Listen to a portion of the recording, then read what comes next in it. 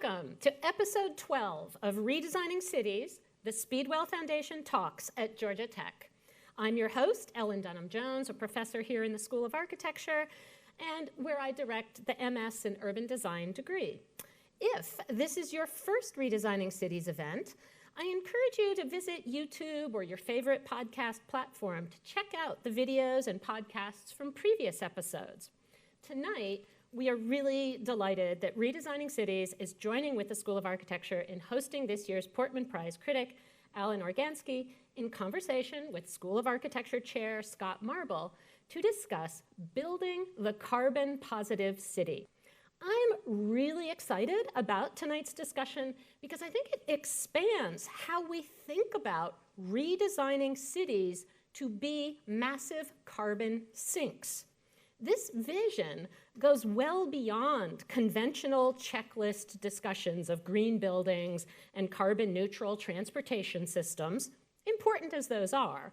But instead of just making cities less bad, these strategies compel us to think systematically about being carbon positive. So photos here of both Alan and Scott with their design partners.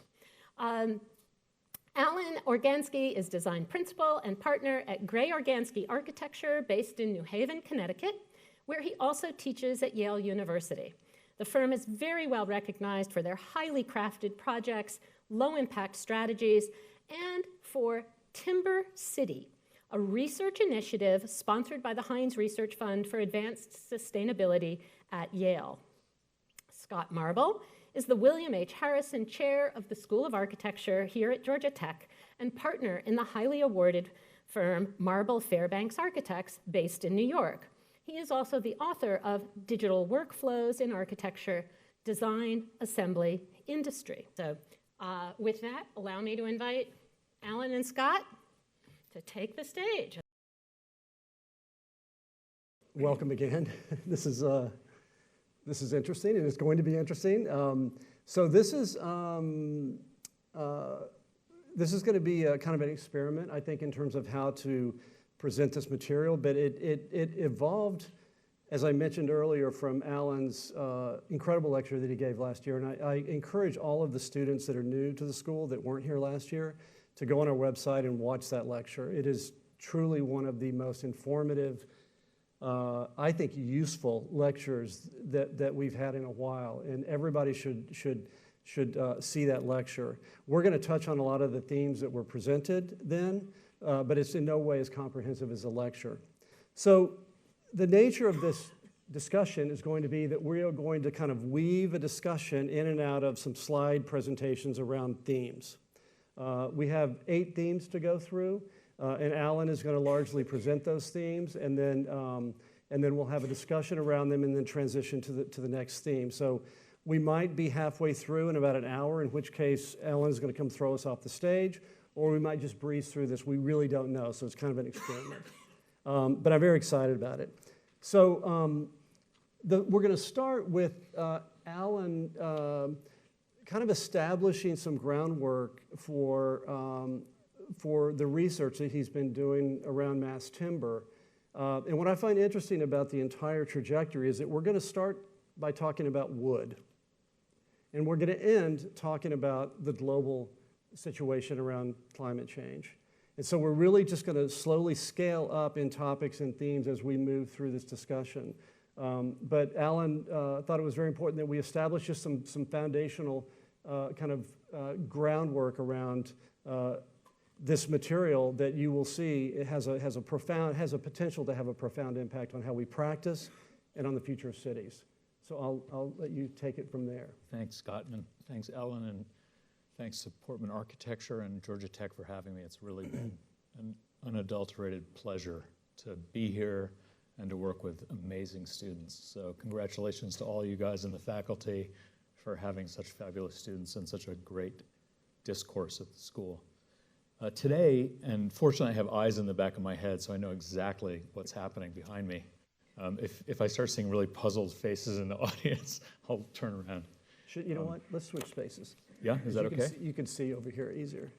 Try not to fall See, off the I told you we're going to be working this out as we do it. That's good. That's much better.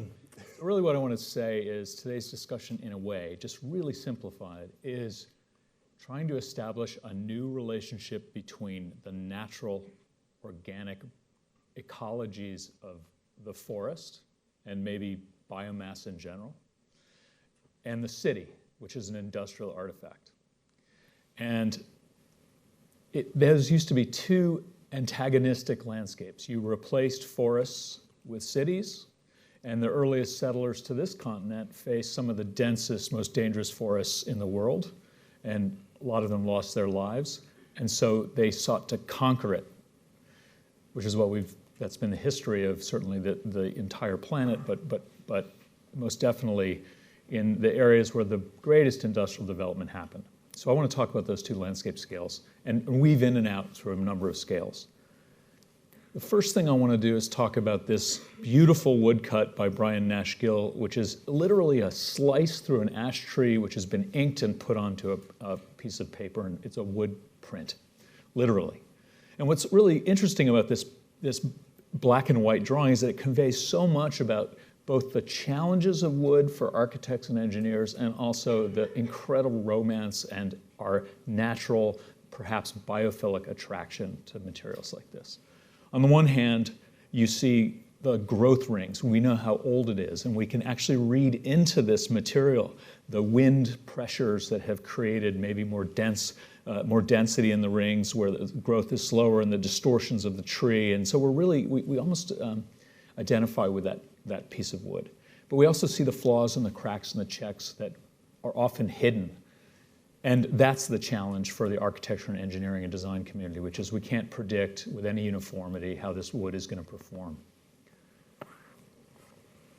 Of course, wood is a molecular matrix, which it is a carbohydrate largely, a complex one, and it contains a lot of carbon. And that's something that is really important because it's taken up photosynthetically from the atmosphere, and it produces oxygen that we breathe or that we burn, and it also produces a lot of other ecosystem services we'll talk about. It's also a cellular organism which conducts nutrients and water through it. We can't say the same thing about a steel W section, but that challenge, the benefit to a tree is a challenge for engineering because wood moves and changes a lot. But we're learning also that cellular formation also helps us make healthy interior environments if we line rooms with wood. And then, of course, we know wood is products, but there's a whole new host of wood products and engineered wood products that try to optimize the fiber coming out of the forest and produce big, strong structural members that can rival steel and concrete. And that generates a whole new other way of thinking about wood, which is an industrial process, which it happens to be particularly amenable to digital fabrication, digital design techniques, and also potentially to a circular economy where you might use very large sections with removable fasteners. When the building's demolished, you actually dismantle it rather than crushing it and landfilling, and you potentially reuse it. And then, of course, it's a regulatory system, newly adopted series of building types in the IBC class, the type 4 construction. Now we can build a timber building by code, if it's mass timber, up to 18 stories. We've done all the testing. We know it works seismically in terms of fire control and certainly structurally. It's also a dynamic ecological system which produces what we call ecosystem services. Forests produce, obviously, oxygen. They produce filtered water. They produce wood. They produce food. And they also produce weather.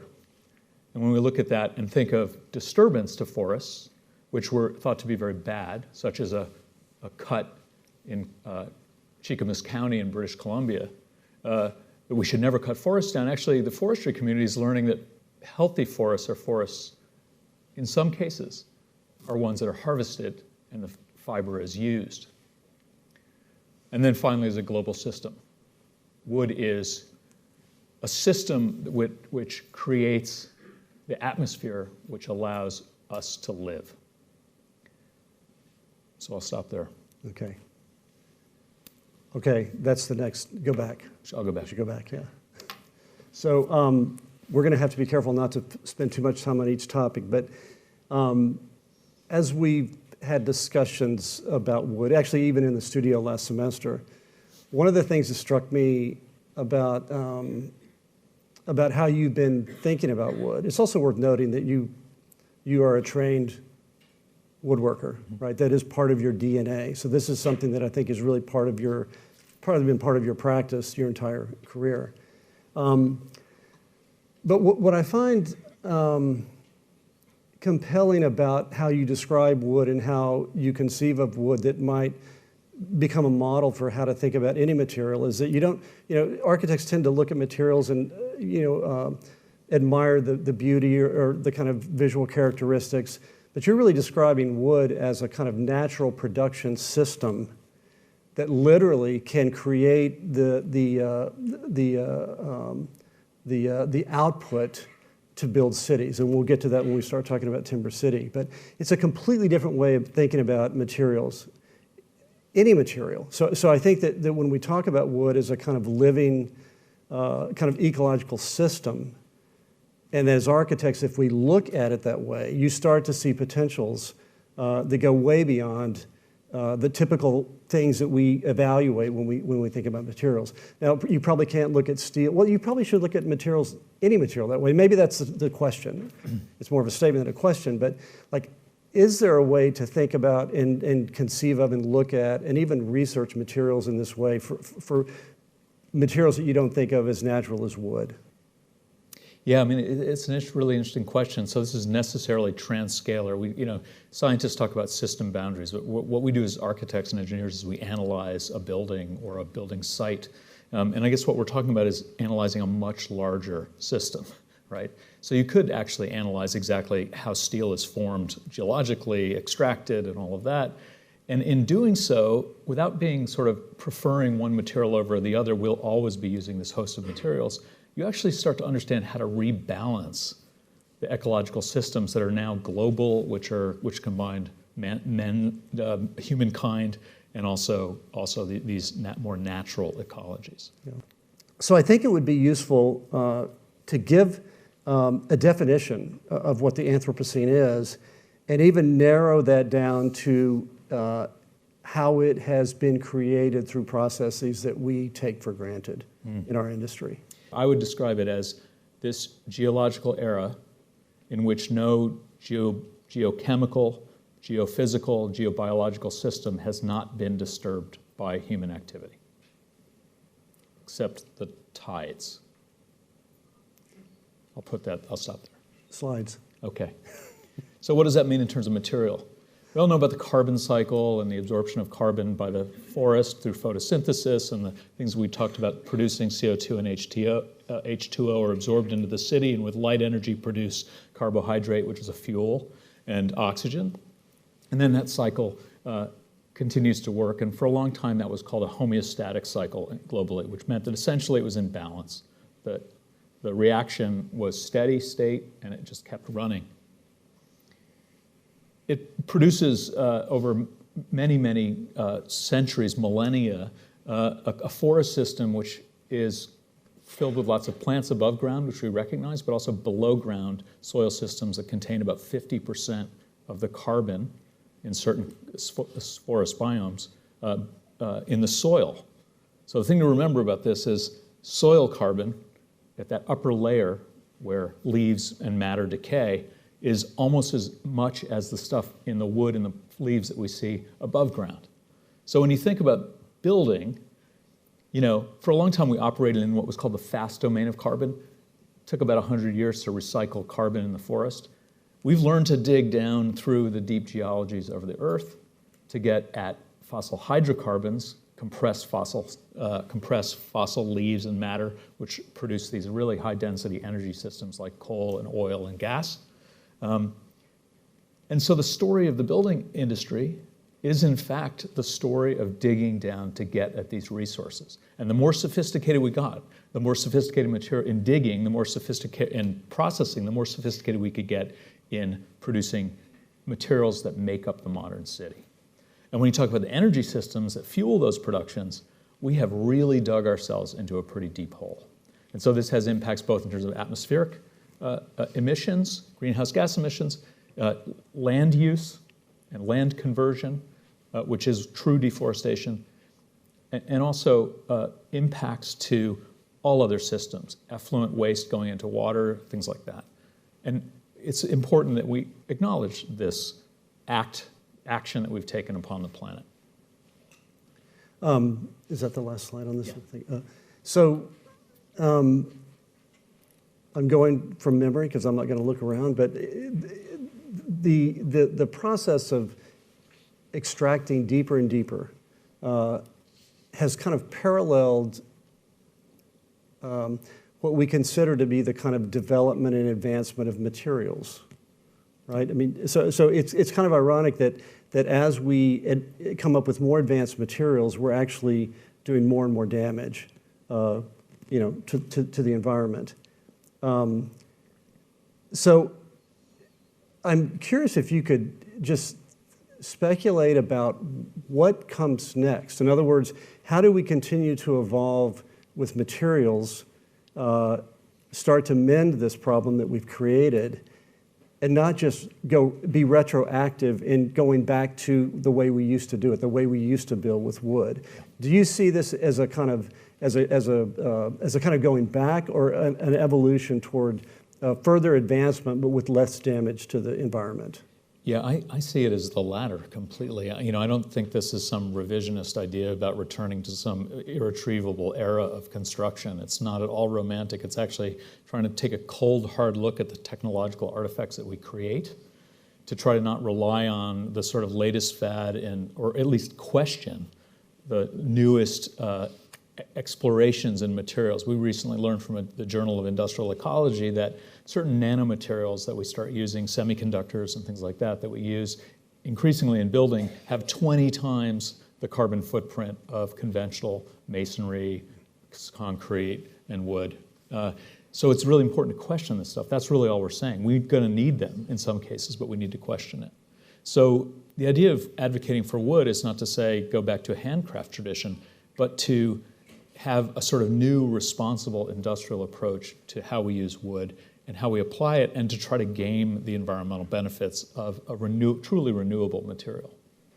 Okay, so let's transition to the topic of carbon, which is kind of central to really the studio and to your work. And I feel like it's important to, again, establish clear definitions of what this means, for us.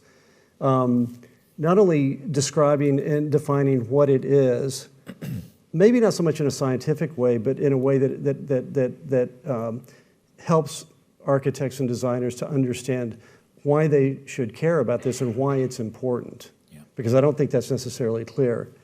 And additionally, there are several, I would say, classes of carbon that, relative to buildings and cities, that I think are starting to be discussed more and more now, but are very critical in understanding the true systematic impact of this, which is sequestered carbon, embodied carbon, and operational carbon. Yeah.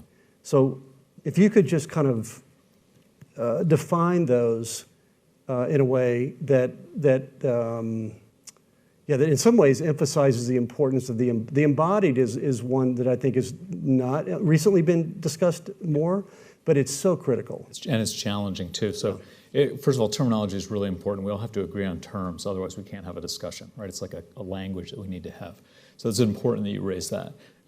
First of all, just really quickly, for all of you people who aren't familiar with life cycle assessment, there are really two primary stages of the building life cycle. The first is the production phase. So everything from extraction to the assembly of a building and the client walking in or the owner walking in on day one with a new key and turning on the lights and the mechanical systems.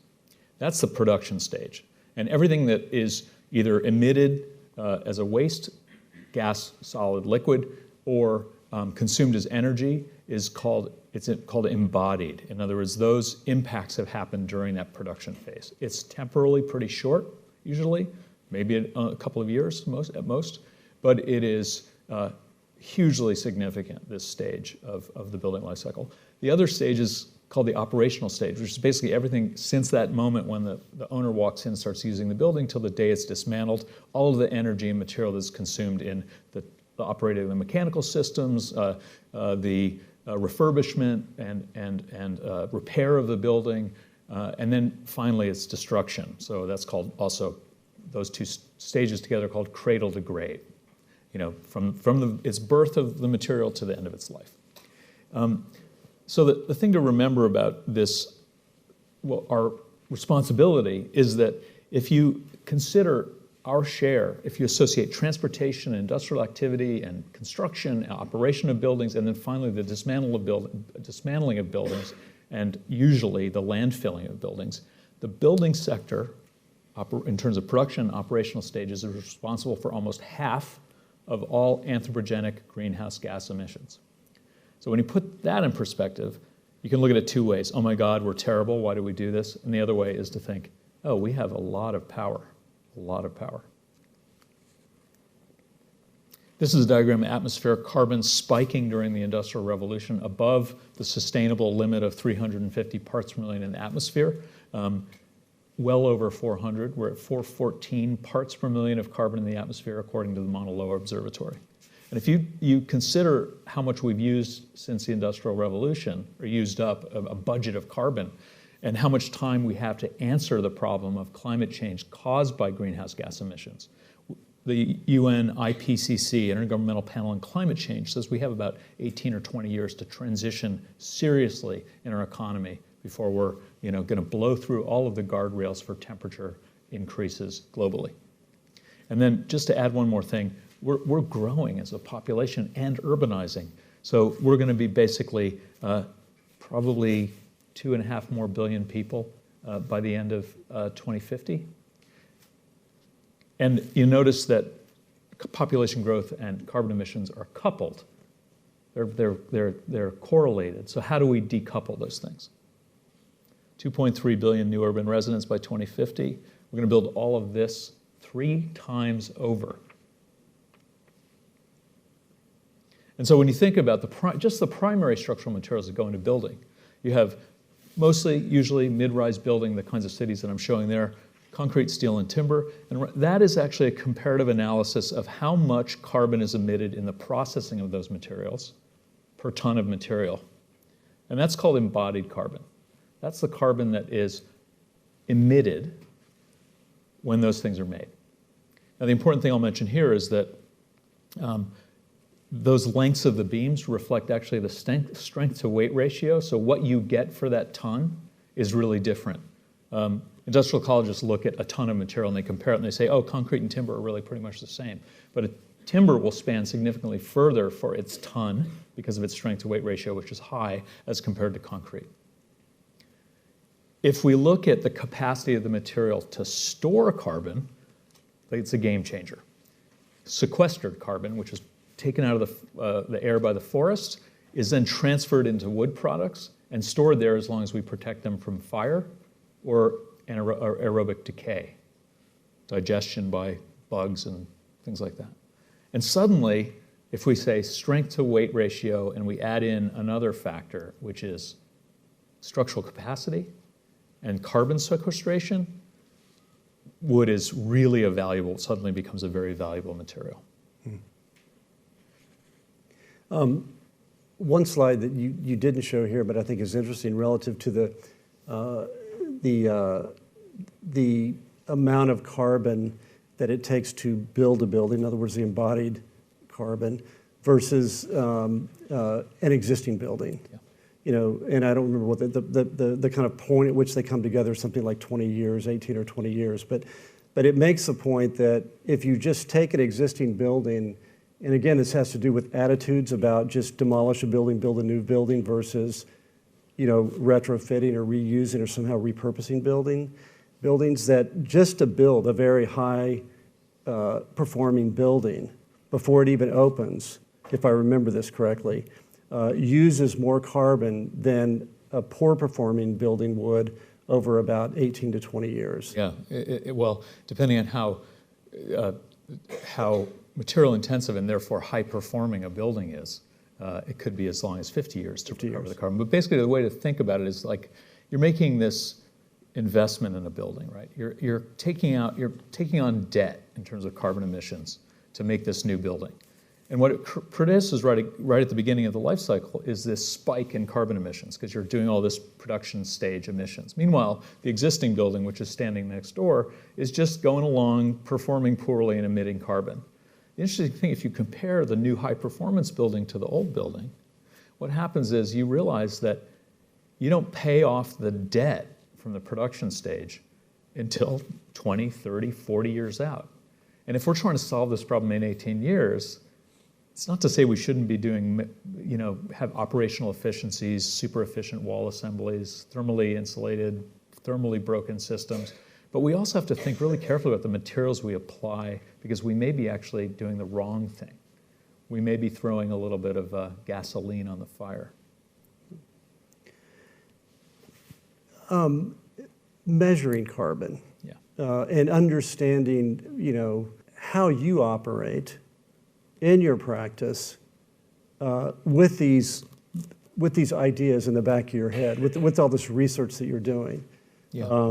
And maybe that's a transition into our next topic of bioeconomic building. Yeah, I guess, I have kids, and I've said this before, I'm worried about them, and I'm worried about all you guys and us, and not like crazy worried, just like it's a challenge I want to address in our practice. And I think my partner Lisa and my wife Lisa Gray and I have, like a lot of firms actually, have tried to tackle these problems in different ways.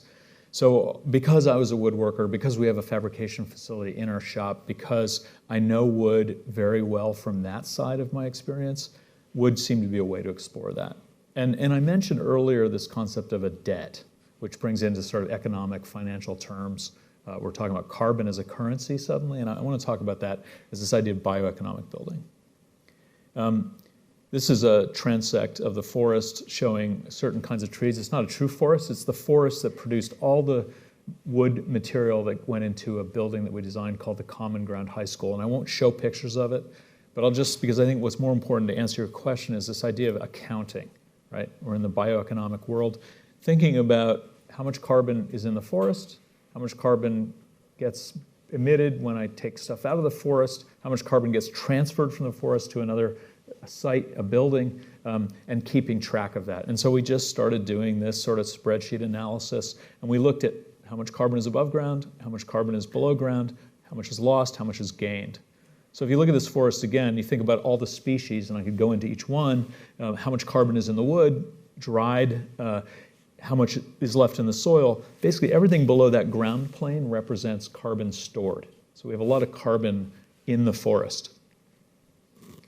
And then what happens is we start to transfer that material out of the forest into different kinds of products and map it into the building. Like, what are the changes? And you'll see that rising line along the ground plane are actually the net emissions of that processing and transport and construction. And everything below ground is carbon loss. So you see what happens is in the forest, we've lost a little bit of carbon because we've emitted and we've taken stuff out of the forest. But then it goes back into the building and gets stored. And as you accumulate all of the different products of wood that are in that building, what we see at that bottom right corner is actually, is it right? You're right, yeah, my left, is the cumulative carbon that's in that building stored. So that building stores almost 500 metric tons of carbon, which in effect offset all of the emissions the building will have in the first 12 years of its use, of its operation, which is the equivalent of like essentially suddenly taking 100 cars off the road for a year. Maybe not so much, doesn't seem like a lot given the climate crisis, but it opened up a thought for us. Let's jump scale now, and start to transition into your proposal for Timber City, and it starts with analysis, and you've done it, but also kind of just verifying the role that density plays and the importance of density in conceiving of cities as carbon sinks built through wood. So describe a little bit why in particular, density is so important for this concept of a carbon positive city, Yeah. a timber city. I'm glad you framed it that way. So density is important because we're creating increasing density of carbon in the atmosphere. I'll start with that. And so what we wanted to see was what happens if we scale up the way we use wood, both in terms of how dense our buildings are made with wood, how densely they're made with wood, and how densely we build those cities out of wood. And so on the left is essentially where we put all of our timber right now. We put it into low-rise, sprawling landscapes of houses, single-family houses. Single household gets a single envelope. A lot of material goes into that. And that same area, we can put multi-story buildings, represented maybe a little ruthlessly here, but we can make multi-story, mid-rise cities and store a lot of carbon if we build them out of wood. And so we started comparing landscapes. And I'll go through this really quickly because I think that just the sequence will help you understand the argument, which again is just arithmetic to keep it easy. And we call it Timber City. So we essentially took a working forest in Maine and a neighborhood in New Haven, Connecticut, where our office is, and we started to study building types that could meet FAR requirements and could be built feasibly right now out of timber, so 7-8 stories, right? And we plugged them into surface parking lots, and we proposed to build them over the course of a 30-year vision plan for the city of New Haven. And then we took this piece of working forest and we studied actually how forest grows. And we studied stem successions, first where you cut it, disturbance, and then slowly you initiate new species, and then they're replaced with other species until you get back to a pretty solid forest. And it ranges from 40 actually to 100 years, depending on the species of the plant. And so essentially, just arithmetically, and I'll go through this really quickly, we've got 1,500 acres of working forest, which needs to be renewed. It can't just be decimated, right? So we have to protect it. And we have a city which needs more housing and more commercial office space on a little location of 23.6 acres, right? And we study how much carbon is in those two systems, existing. How much have we invested already in building through emissions, and how much is stored in the forest? And we're trying to protect the stuff in the forest. So very quickly, we modeled this system. This represents, check that sort of landscape, that thickness. So it's not geology, it's actually how much carbon is stored. So think of it as a bar graph. And watch how it changes as we start to model a series of clear cuts, localized, small clear cuts, and move the timber that's produced in that into the city. And how over years of work, we carefully build out the density in that city, which is convivial, but much needed. And we start to do a very quick assessment of how much carbon have we left in the forest. We haven't disturbed it. We've left a lot of the forest intact, as you can see. How much is reabsorbed when that cut forest regrows, that harvested forest regrows? How much are we of carbon are we moving into the city and storing it in durable buildings? It's a bank we're building, right? A storage vault. And then, of course, most importantly, you can see the biggest number is how much carbon dioxide emissions we've avoided by not building those exact same buildings out of steel or concrete. And we modeled 3 types to study that. And so from an economic standpoint, what that means is we got nearly 300,000 tons of CO2 stored, taken up, 65,000 vehicles for a year taken off the road, at $30 a ton, which is the current rate that carbon is, the current value of carbon for like greenhouse gas initiatives and cap and trade, it's worth something like $8 million. But as carbon becomes more expensive to get rid of and the price of it goes up, now we're talking about 30 buildings that create an offset benefit of $98,000. Sorry, $98 million, right? So what city won't start taking advantage, as forest landowners do right now with regional greenhouse gas initiatives and things like that, of getting carbon credits and selling them to polluters? And so just diagramming this again, the same way that we did the Common Ground High School.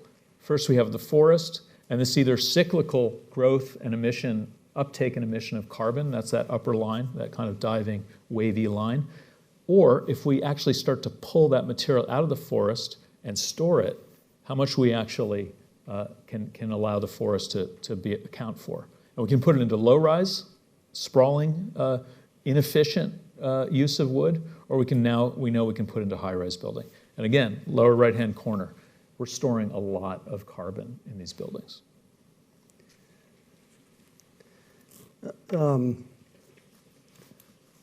Again, having seen this presented several times now, the first time I saw it presented, I thought of it as a kind of speculative project that architects do, right? Clearly well researched and very compelling and very convincing, but a kind of speculative project. The more I've seen you present it and the more I've seen kind of responses to it, this is actually a real proposal. This, I really think it's very convincing, and it's not far-fetched to think that with certain shifts in policy, certain re-emphasis on industrial processes, that this could happen. I mean, it's not that different than when steel came about. It became the de facto material to build cities. So you've raised this question yourself, but have you even really thought about this to the extent that this would require a pretty significant retooling of industry? It would take kind of market demand. It would take a lot of fundamental economic infrastructural systems to evolve and change to this. It's important. And I think you've even worked with people on policy issues around this. Is that right? So maybe elaborate on that a little bit. Yeah, I mean, we're facing a massive economic transformation, which is a huge opportunity. We'll talk about that right at the end very quickly. But, when I think about the skeptics who said, how are we going to transition our economy to use timber where we used to use these other minerals, there are going to be a lot of forces that force us to do that. First of all, quality of life, but also running out of materials, less access to the sources of these raw materials. So in a sense, there are a lot of things that are going to help us make the transition. And when people say it's impossible to make, I think of like William LeBaron-Jenney in 73, you're doing the home insurance building, and then how quickly our city, suddenly New York, became a skyscraper city within 30 years, 40 years. We were building huge buildings out of steel, completely redefining the construction industry. So that gives me hope and excitement. And then again, we had a concrete revolution, and we did that in a very short time. And we just sort of like stultified a little bit, and we just need to revitalize the way we think about inventiveness in construction technology and how the design responds to that. Yeah. It's a good opportunity to talk about I know you just came from a conference in Seattle that was put on by a forestry industry? The Quorum Consortium for Renewable Materials. Okay. Point being, you've been collaborating with a lot of people outside of architecture, outside of the building industry. Yeah. And I'm sure that they see these problems in a very different way. They probably see potential solutions in a very different way. Talk just a little bit about how that's factored into your own thinking, collaborating with this vast array of people that you've been doing on this project and others. Yeah, it's nothing like presenting this stuff to forest science people.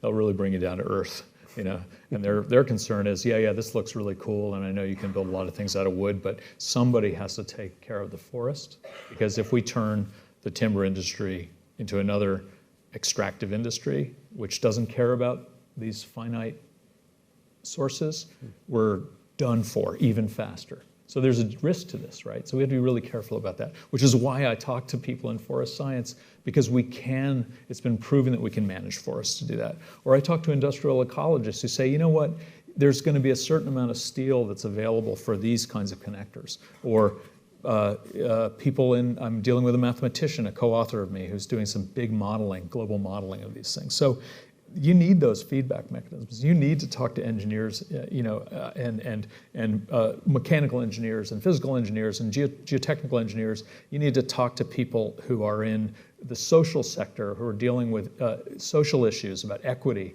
Those are all part of this equation, because you could push one button for too long and create a whole new problem. So I'm really learning how to speak other languages, and I feel like a tourist, because I'm going to talk about stocks and flows with industrial ecologists, and they're just like, okay, honey, sit down.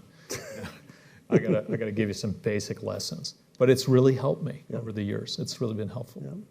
So let's zoom up even larger to a kind of global scale. So how do you how does this play out at that scale? Because as we know, climate change is not a local problem. It can't be addressed, it can't be solved locally.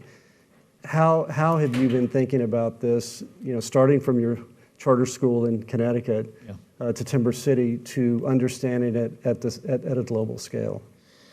Yeah, this is a really long discussion, and I know we're running short of time, so this is kind of our near final act. We have one more, but I do, what I want to say about it is that working with this interdisciplinary crew, we put together a study called Buildings as a Global Carbon Sink, which looked at, it's a kind of a perspective, a provocation. What would happen if we built all of the buildings in the world that are required in the next 30 years to meet that 2.3 billion people's worth of infrastructure and building out of bio-based materials and could store carbon? What would happen? We looked at forests, but we also looked at the implications or the potentialities of storing carbon in urban banks that we're going to build anyway. It's a sunk cost. So our choice is, what do we build it out of, and what benefits can we get at? So we looked at that. We remembered 2.3 billion people.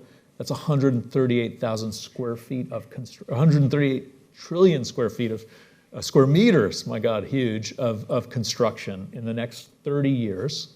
Sorry, my mind is boggled by the amount.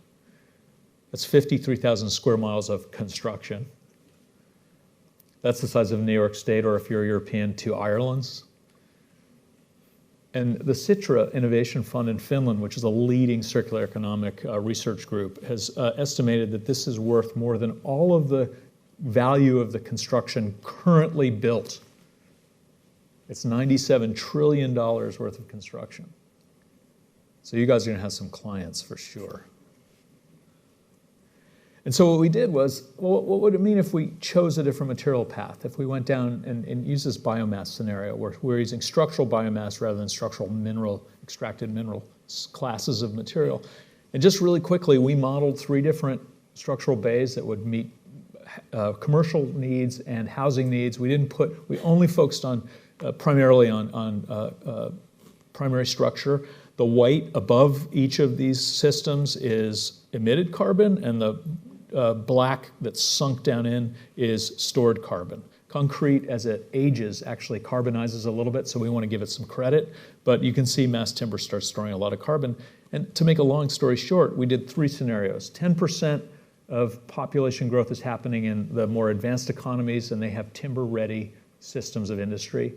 50% includes China and India and a lot of Southeast Asia, where they have forests, which if protected can also create industrial supply. And then the really big number, getting us up to a 90% of population's needs met if we add Africa. And that brings up whole questions about how we supply the global south with timber and all of that, and the protecting tropical rainforests, equatorial rainforests. All of that's aside. What happens when we start to look at that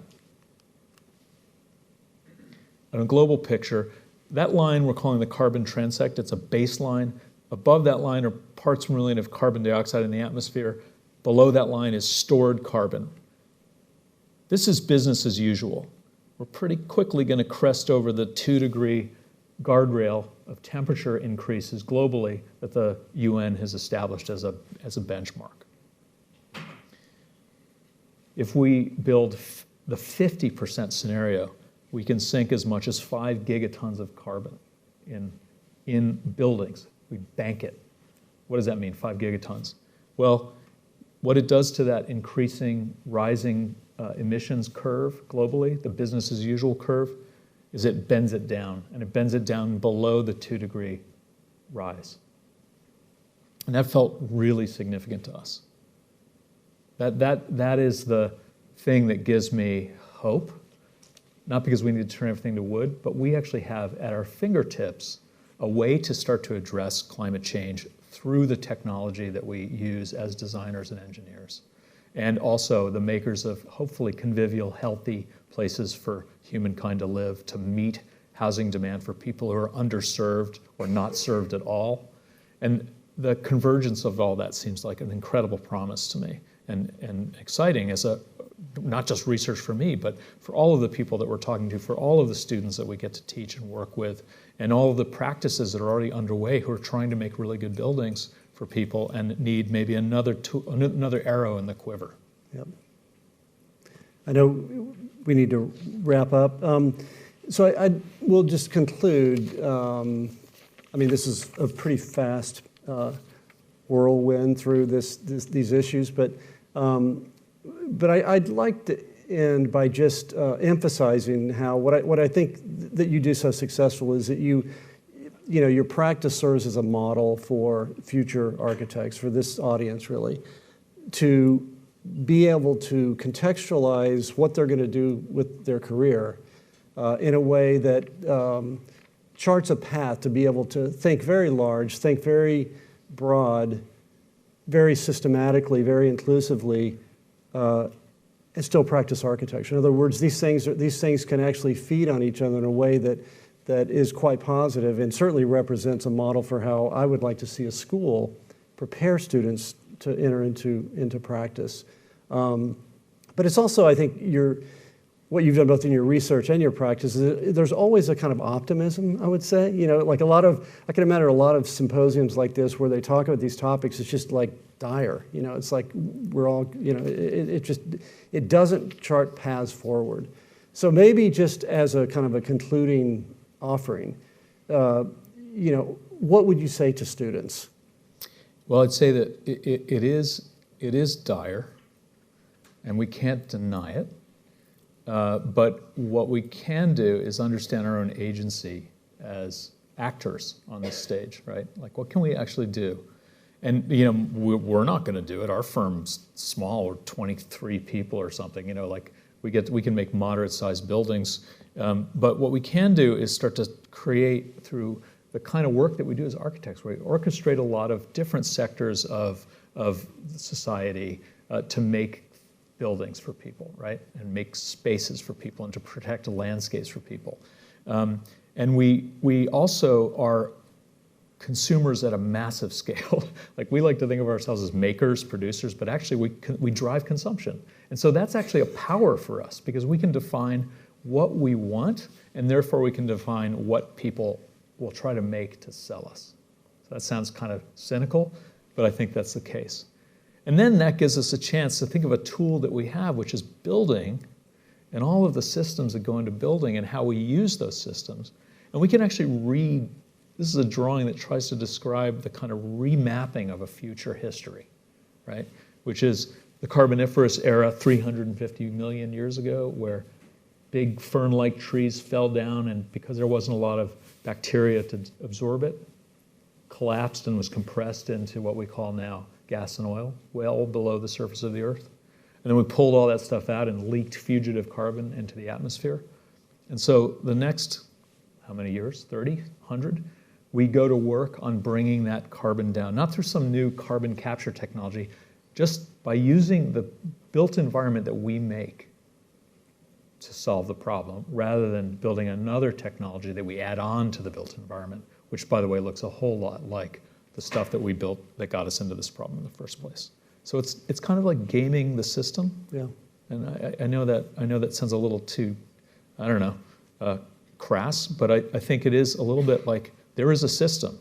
There's a technical system and there's a biologic system, and we can play those two things, and that's really what the circular economy is about. Okay, great. Thank you, Alan. Thank you, Scott.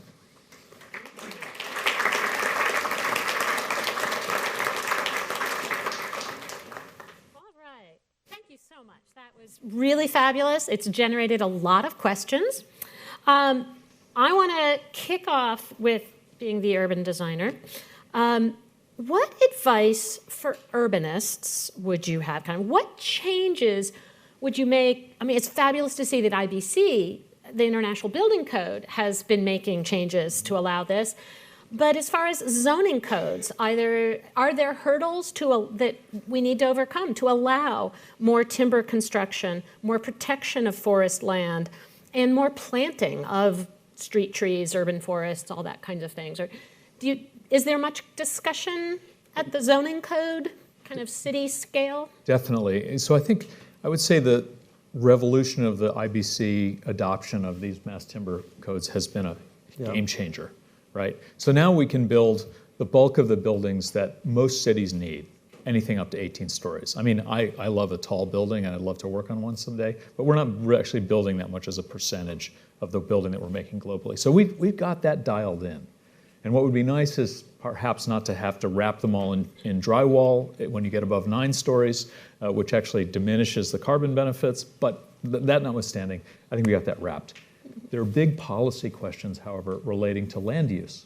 And that goes to urban planning, and it also goes to the management of undeveloped land, undisturbed land, relatively undisturbed.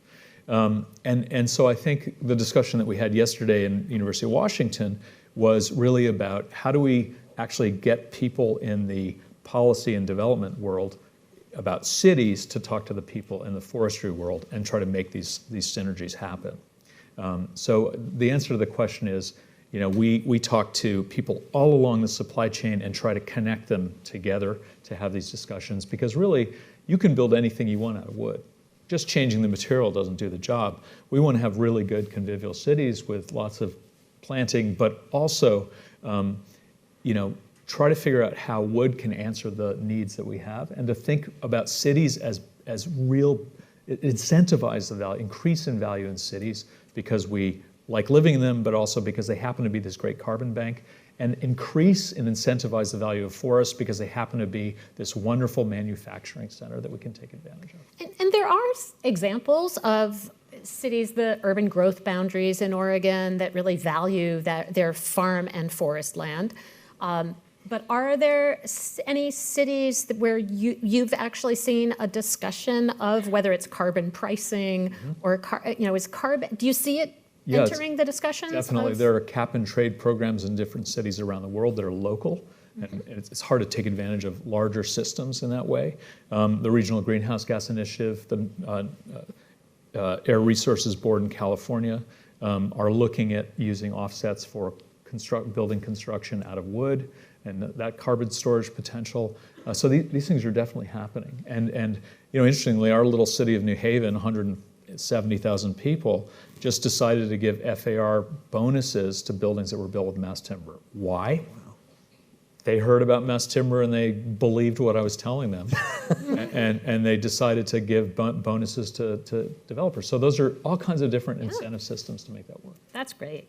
So the number one question, and it's you somewhat answered it, I think, along the way, but is how can we consider wood to be a sustainable material when the carbon footprint of harvesting is so massive? The carbon footprint of harvesting is not massive if it's harvested sustainably. There was a study in 1972 that did testing of one forest biome where they dug down 10 inches, and they discovered when you clear cut a forest, 50% of the forest carbon is lost. And that turned out to be a flawed study. People are still quoting it, because if you dig down a lot deeper, there's still a lot of carbon. So you lose surface carbon. And there are different kinds of forestry, and there are probably forestry experts here who could speak better about it. But the point is, that is a generalized and it's not a valuable statement to say that it causes massive loss of it creates a massive carbon footprint. And I'll add one more thing, because I talk to a lot of people who are, you know, never cut a forest. Our forests are weakening carbon sinks because they're not healthy. Some forests need to be protected and kept from agricultural conversion, from mining, for stripping for mining, from suburbanization. But if you think about all the building we're going to be doing, and we're going to be building out of this other material, I think we have to think really hard about relative carbon footprints, not just the carbon footprint of forests and logging. I used to teach at the University of Virginia, and I was there when the library at UVA, the rotunda, the flooring, was 150 years old. And they actually, the architects working on the building found the notes in Thomas Jefferson's journals where he said, I bought the wood for the floor of the rotunda from Farmer X at longitude, latitude. I paid him for a hunt for trees, and I told him to replant them because the floor is going to need to be redone in about 150 years, and we'll need really good oak trees. Yeah. I mean, you know, seriously, this is not a completely new idea. Yeah. And can I add one other thing? There's a lot of wood buildings out there that are being torn down. 30% of construction waste, 30% of wood that goes onto a construction site comes off it in a dumpster. So there's a lot of offcuts of wood that we could use and recycle. There are a lot of buildings that we can dismantle. We're not just cutting forests. We're actually trying to value wood as a source of carbon storage. So it can come from anywhere, honestly. And reuse will be a big component of that. So, question for Scott. I don't know anything about this. I'm going to defer to him. It's a curricular question. Oh, gosh, okay. We've known of climate change impacts for 50 plus years. Why are we just now adjusting architecture curriculum to address this reality? It's a good question.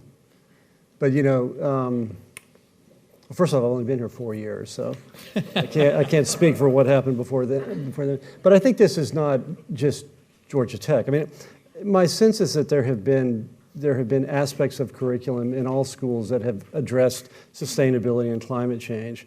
But you know, you could also ask the question, why is it front and center in every discussion around the economy, I mean, there's so many sectors. So I think there's just a tipping point that we've reached that, you know, this is no longer something that can be kicked down the road. I think about it very much in terms of your generation.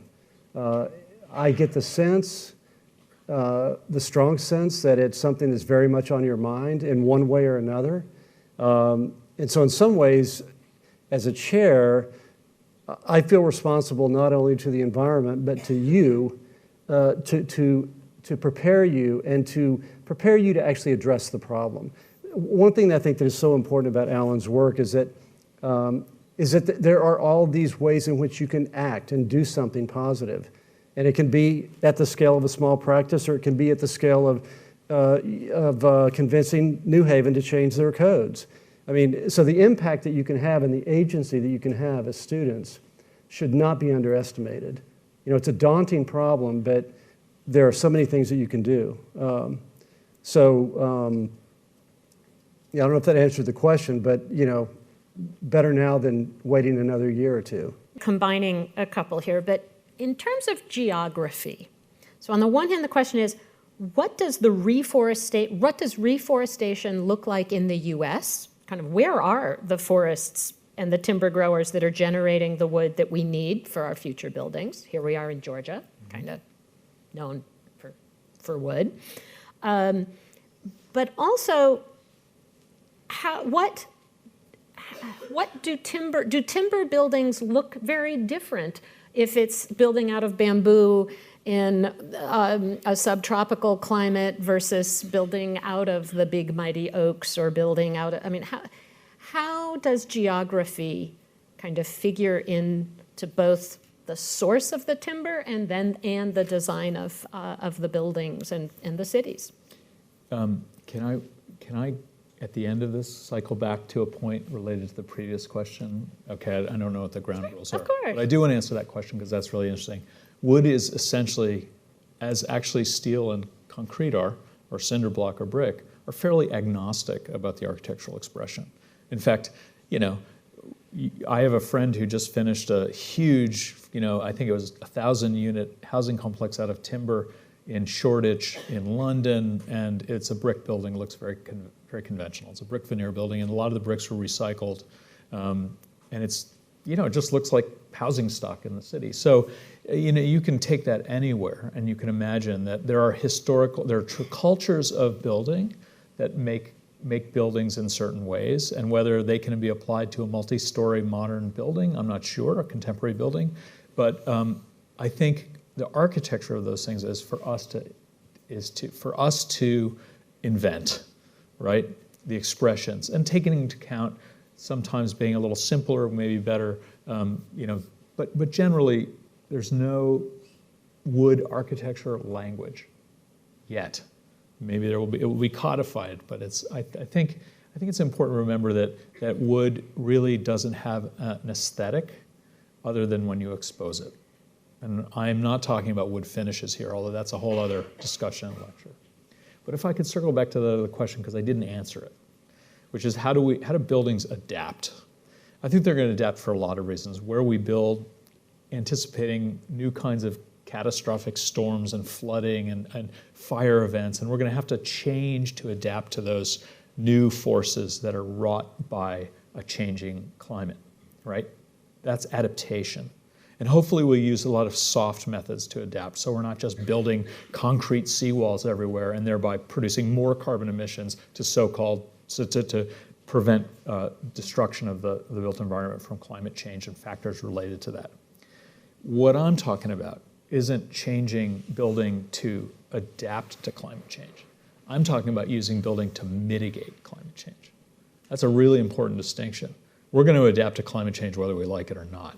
But can we also use all that building we're doing to work in a way using constructed wetlands as storm absorption systems, using timber to incentivize forest growth, but also to store carbon.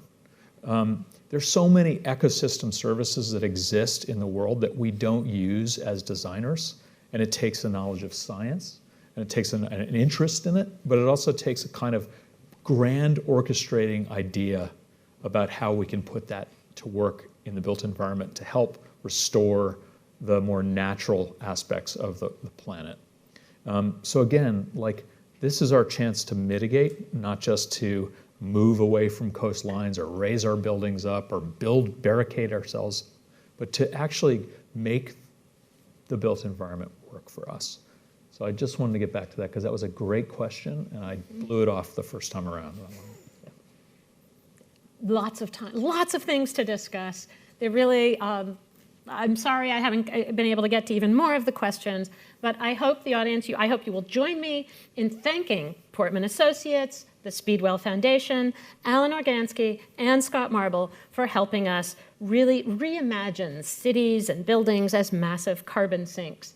And I want to see you again right here at 4 o'clock next Wednesday for a lecture and exhibition opening by award-winning architect Pascal Saban of S9 Architects.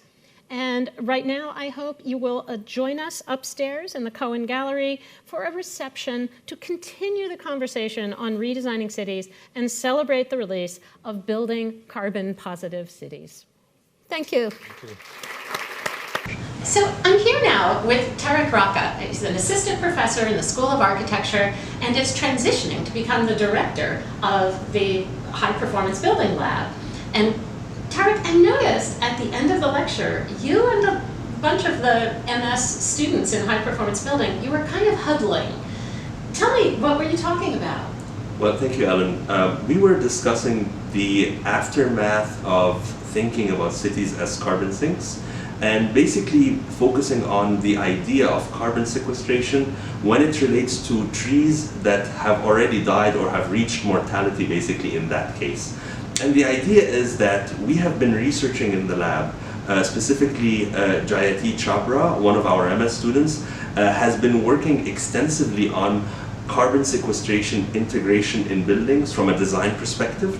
And the idea is we have several mediums of carbon sequestration that includes landscaping, so vegetation, whether it's green roofs or vegetative systems on facades or algae facades, as well as materials, so materials that actually can absorb carbon, and finally equipment that may be used, such as the smog-free tower, which is a technology that's developed to sequester carbon.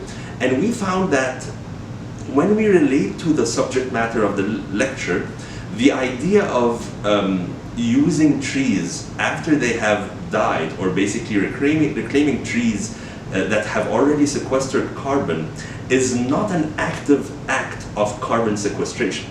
Therefore, when we have a tree that is alive, it is actively sequestering carbon. So in our research, we would promote the planting of trees, its integration in the built environment to continue to mitigate climate change by sequestering carbon as they are alive. The idea of having forests basically used in a stored, sequestered carbon format does not really represent that active sequestration. So we were discussing, the program has MS and PhD students all really invested, and we were very happy to come to the event, but we were very critical about the idea of using trees that have already died. And so if we're thinking about trees that are losing their life, so basically the tree is dying and we need to replace the tree, that makes a lot of sense because we're using reclaimed trees that have already sequestered carbon. However, if we're actively cutting forests, which, as I told you today, the latest Nature magazine is focusing on how the African forests and Amazonia are actually losing their ability to sequester carbon as effective as before due to tree mortality and the growth rates that are not really comparable. Basically, the idea now is, should we be really killing more trees as an act of sequestering carbon, or are we replacing trees that have lost their life, so they're at the end of their cycle, and we are bringing in trees in an active format in the built environment so that we are able to actively mitigate climate change rather than use a more poetic approach to using trees that have already lost their life, basically. Thank you so much. I think really clarifying the difference between a live tree and the, clearly, so my comments on wood veneers as carbon sequestration were completely false, and I really appreciate your clarifying that for me and for our audience and listeners. Absolutely. Thank you.